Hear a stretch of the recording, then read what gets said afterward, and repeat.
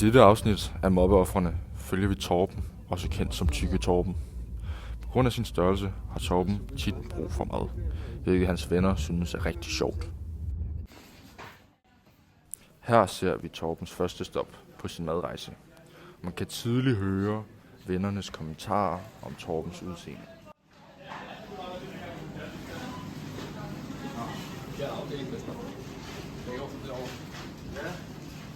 Skal du ikke på grøntsagerne? Prøv at se der. Der er noget fedt til dig. Hvad? Gris. Udtalelserne fra Torbens venner kan tydeligt ses, at det påvirker ham. Ja, stop op. Jeg ved godt, du har lyst til det. Hvad skal du have? Nej, ikke i dag. Ikke i dag. Jeg er på kur.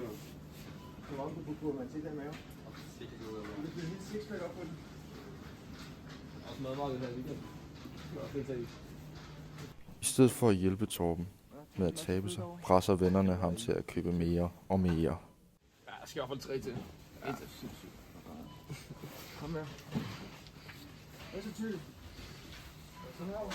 Er du stangen med dig? Er du tydeligt her til dig? Ja. Du er ikke på noget bage. Så holder det til frokostpausen. Ja. Okay, der var den sidste. Ja, de er kørt. Okay, så status er nu et fed herovre. Han ikke synes det er nok med Netto, så vi skal over have nogle franske hotdogs med ekstra dressing. Okay? Selvom Torben ikke viser, at han er påvirket af udtalelserne, kan det tydeligt ses på ham.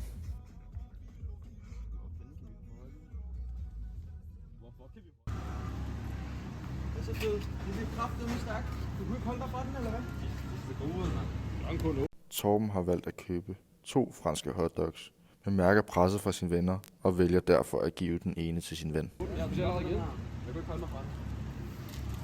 Den her, den får jeg da til. Det her regner med. Tak for det.